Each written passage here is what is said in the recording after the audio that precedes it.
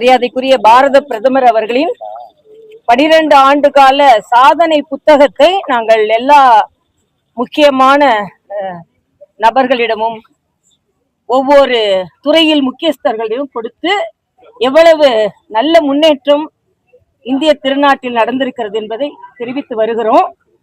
அதன் அடிப்படையில் புத்தகத்தை என் அன்னை வடிவுடை அம்மன் பாதத்தில் வைத்து இன்னைக்கு ஆரம்பிக்கிறதுக்காக இன்னைக்கு நான் வந்திருக்கேன்.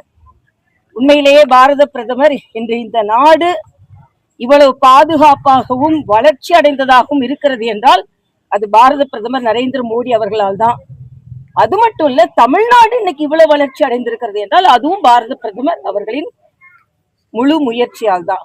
அதனாலதான் இன்னைக்கு எல்லா ஏர்போர்ட்டும் வளர்ச்சி அடைந்திருக்கிறது, எல்லா போர்ட்டும் வளர்ச்சி அடைந்திருக்கிறது, சாலை வசதிகள் போடப்பட்டு இருக்கிறது, தூத்துக்குடி விமான நிலையம் கூட முன்னேற்றப்பட்டு இருக்கிறது. ஆக எப்ப அடிப்படை வசதிகள் அதிகமாகிறதோ அந்த மாநிலம் வளர்ச்சி அடையும். சமீபத்துல கூட 7500 கோடி ரூபாய் பக்கிங்ஹாம் கால்வாயை தூர்வாருவதற்காக மத்திய அரசு கொடுத்திருக்கிறது. இதுல ஒன்றை நாம் இன்றைக்கு சொல்ல வேண்டியது என்னன்னா, மரியாதைக்குரிய ஆளுநர் அவர்கள் மதுரைக்கு செல்கிறார்கள். போகும்போது வைகையை பாக்குறாங்க. ஏற்கனவே மிக மிக சுத்தமில்லாத நகரம் மதுரை என்ற பெயரை சென்ற ஆட்சி வாங்கி வைத்திருக்கிறது. அதோட எம்பி வெங்கடேசன் அவர்கள் கம்யூனிஸ்ட் கட்சியை சார்ந்தவர்கள். இதை பற்றியெல்லாம் அவங்க கவலைப்படல.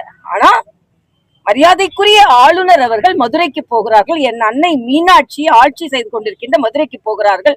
வைகையை பார்க்கிறார்கள். பல இடங்களில் வைகை காய்ந்து போய் இருக்கிறது, சில இடங்களில் குப்பை கூலமாக காட்சி அளிக்கிறது.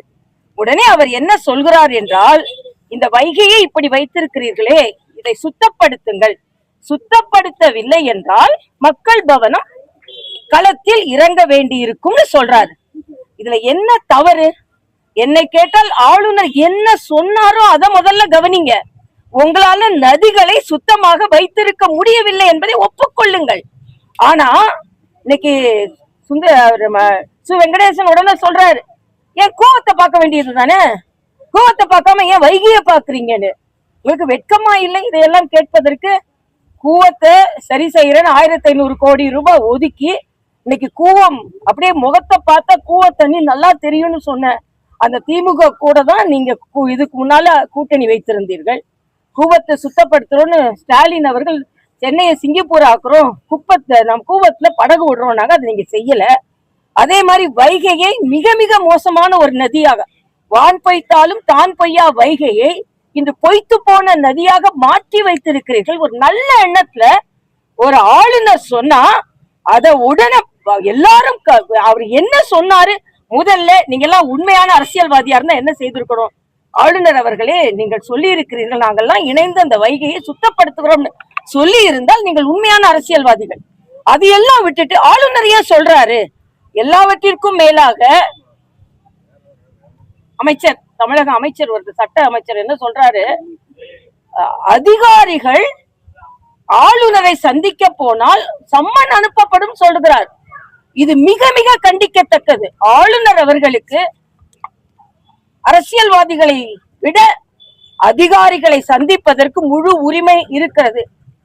அது கான்ஸ்டிடியூஷனல் அத்தாரிட்டியை மீறதா கிடையாது. அதனால எப்பொழுது மாவட்டங்களுக்கு ஆளுநர்கள் போகிறார்களோ அப்ப கலெக்டரை பார்க்க முடியும், டிஎஸ்பியை பார்க்க முடியும். அதனால அது சட்ட விதிகளுக்கு அப்பாற்பட்டது அல்ல. ஆளுநர் ஏதாவது அரசியல் செய்திருந்தா நீங்க அதற்கான பதிலை சொல்லலாம். ஆனா நல்ல எண்ணத்தோட ஒரு ஆளுநர் சொன்னதை வன்னி அரசு சொல்கிறார், உடனே மத்திய அரசு தலையிடுகிறதா. உங்களுக்கு வைகையை தூர்வாடுறதுக்காக அவர் சொல்றாரு, பக்கிங்ஹாம் கால்வாயை தூர்வாடுறதுக்கு மத்திய அரசு 7500 கோடி ரூபாய் கொடுத்திருக்கு. அதை பாராட்ட உங்களுக்கு மனதில்ல. அது மட்டும் இல்ல, உதயநிதி ஸ்டாலின் சொல்றாரு, உடனே மாநில அரசு ஆளுநர் அவர்களை அடிபணிந்து போகிறது என்று சொல்கிறீர்களா? ஆக ஒரு நல்ல எண்ணத்தோடு ஒரு ஆளுநர் சொன்னது, அதுவும் அவர் எந்தவித சுடு சொற்கள்லாம் இல்லாம ஒரு நல்ல சொற்களோடு ஆதங்கமா சொன்னது, எல்லாரும் எதிர்த்து ஆளுநரை பற்றி சொல்வதும், அவர் ஆளுநர் சொல்றது மத்திய அரசு சொல்றதுனாலதான் சொல்றாங்க என்பதும் வன்மையாக கண்டிக்கத்தக்கது.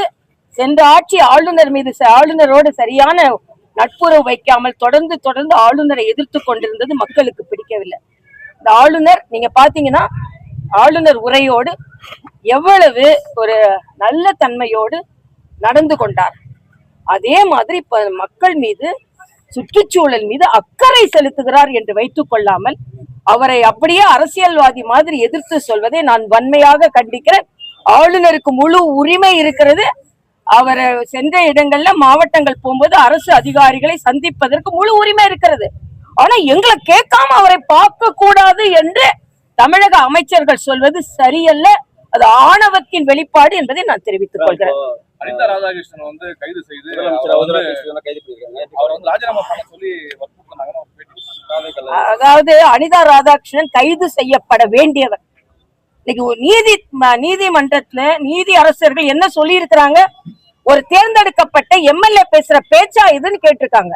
ஆக நீங்க வாய்க்கு வந்ததெல்லாம் பேசுவீங்க, எல்லாரும் பொறுத்து கொண்டு இருக்கணும்னா இல்ல. அவங்க முதலமைச்சர் மாத்திரம் வாய்க்கு வந்து பேசல. திமுகவை சார்ந்தவர்கள் இணையதளத்துல பேஸ்புக்ல மற்ற தலைவர்களை அசிங்கமா எழுதுறாங்க. அதை இதுவரைக்கும் ஸ்டாலின் கண்டிக்கல. அதனால அனிதா ராதாகிருஷ்ணன் கைது செய்யப்பட்டது சரியான நடவடிக்கை. ஏனென்றால் நாகரிகமான பேச்சு இருக்கணும். எதிர்கட்சிகளை விமர்சனம் செய்யும் போது கூட வரம்பு மீறி இருக்கக்கூடாது. வாய்க்கு வந்து எப்படி வேணாலும் நான் பேசுவேன் என்றால் எப்படி அதை ஒத்துக்கொள்ள முடியும்? அதனால இது அவர் கைது மற்ற இது மாதிரி அசிங்கமா எழுதுறவங்களுக்கு ஒரு பாடமாக இருக்க வேண்டும். எதிர்குரல் கொடுத்தாலும் அதை நாகரிகமாக கொடுங்கள் என்பது எனது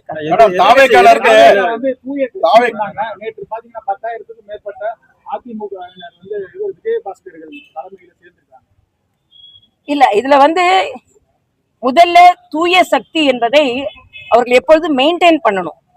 வர்றவங்களெல்லாம் சேர்த்துக்கிட்டு இருக்கோம்ன்றதை விட எல்லாத்த விட எனக்கு மனதிற்கு மிக வருத்தமா இருக்கிறது என்னன்னா, மக்கள் தேர்ந்தெடுத்திருக்கிறார்கள், ஒரு மாசம் கூட ஆகல, எவ்வளவு மக்களோட வரி பணம் வீணானது.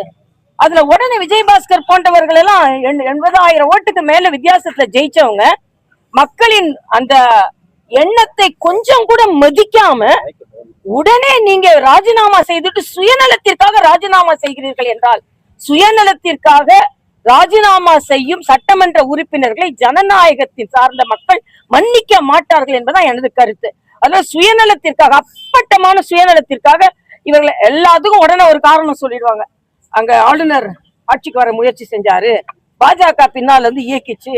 உங்களோட சுயநலத்திற்கு நீங்கள் முடிவு செய்து விட்டு பாஜகவையோ மற்றவர்களையோ குறை சொல்வது எவ்வளவு நியாயம்? 80 கோடி ரூபாய் வந்து கார்ப்பரேட் கம்பெனி மூலமா பண்றதால அது பாஜக செயல்படுதுன்னு நல்ல கதையா இருக்கு. பாஜகவுக்கு அப்படிப்பட்ட அவசியம் இல்லை. அப்படி பணத்தை கொடுத்து ஆட்சியை கவிழ்ப்பதை நான் வன்மையாக கண்டிக்கிறேன். அந்த முயற்சியை நான் வன்மையாக கண்டிக்கிறேன். இல்ல பாஜகவுக்கு எந்த பங்கும் இல்லை என்பதை நான் தெரிவித்துக் கொள்கிறேன்.